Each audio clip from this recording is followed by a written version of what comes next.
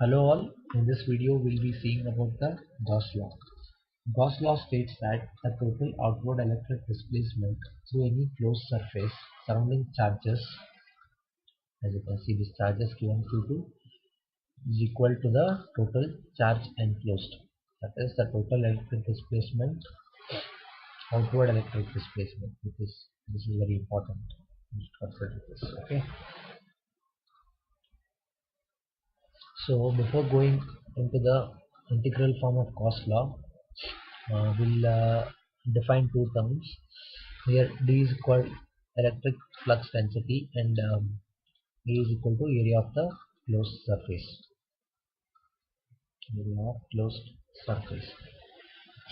Uh, what Gauss states is the total outward electric displacement doesn't depend only upon the area of the closed surface, but also it depends on the orientation of that area with respect to electric flux density.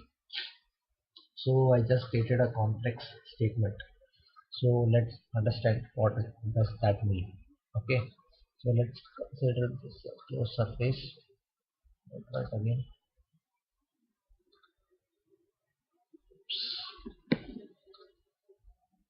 this is a cube, supposed to be cube. See, the area of any closed surface is defined by its normal.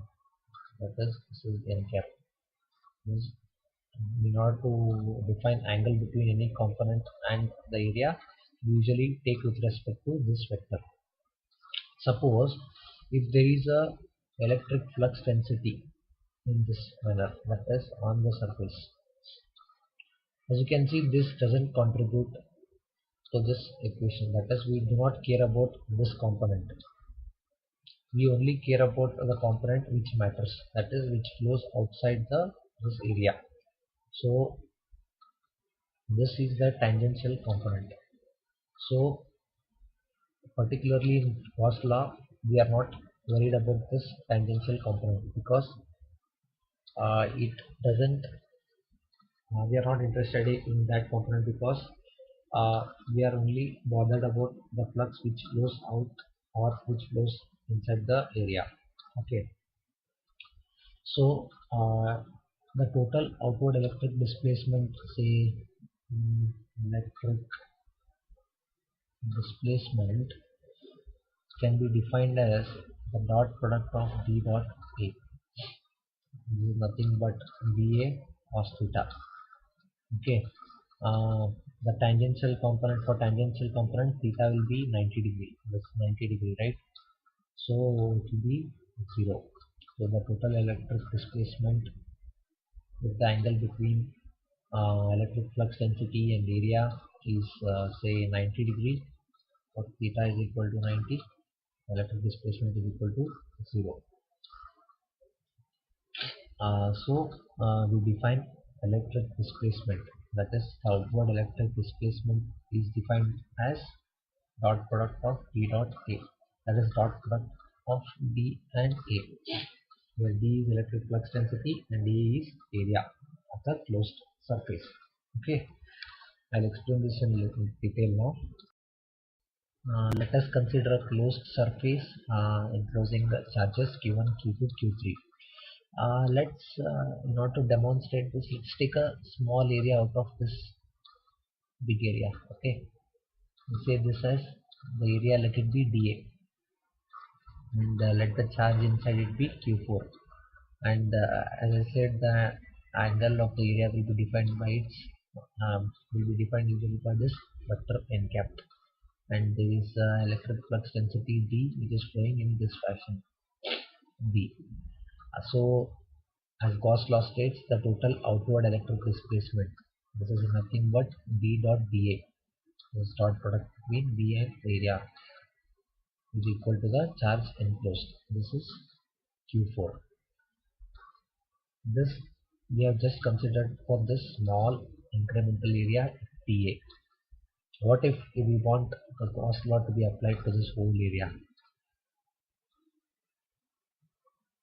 In that case, we'll see we have to integrate this over the whole surface S.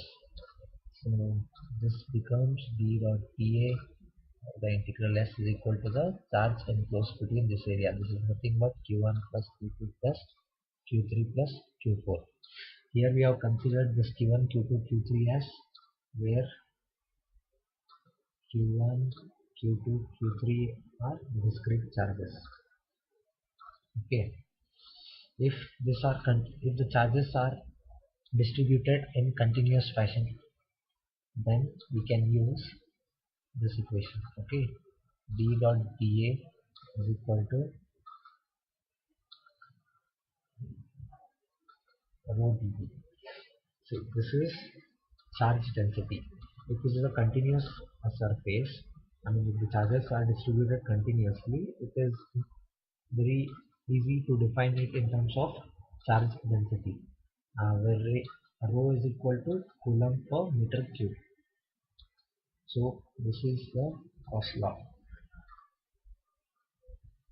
Further, we can simplify it using divergence theorem. Okay, so in order to summarize what we have just learned now, what I have done, I have taken a small area dA, and there is an electric flux density D going out of it, and there is a angle which is defined by n cap. As you see, the Gauss law states only about the outward electric displacement. It talks only about the outward electric displacement. So we have to take dot product. This will give the total outward electric displacement. This is equal to the total charge enclosed. Since we took only the small area, there is a Q4 charge in it. D dot dA is equal to Q4. In order to extend for the whole surface, we have integrated it over the whole surface.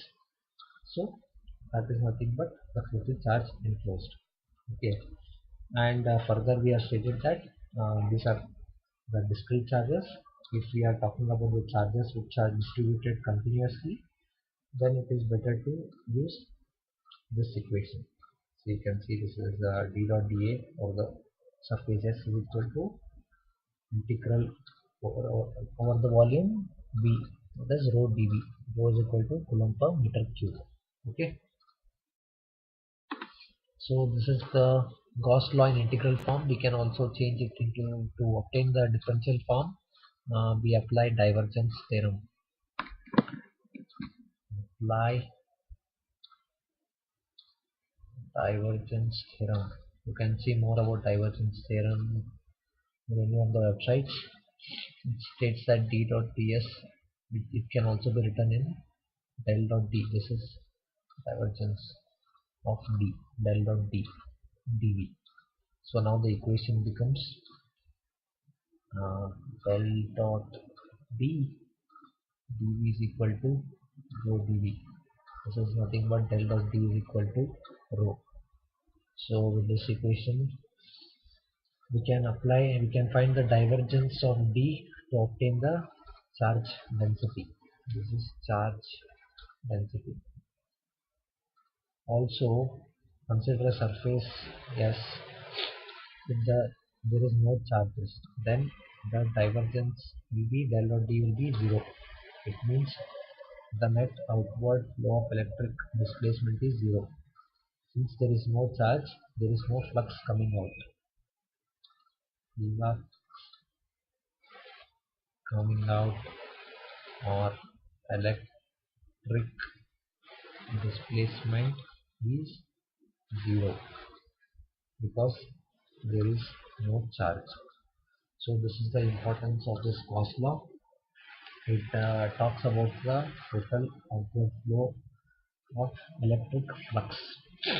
Okay, so that's all about Gauss law. We'll be solving an equation. We'll not be solving equations, we'll be solving couple problems involving Gauss law. Thanks for watching. Please subscribe.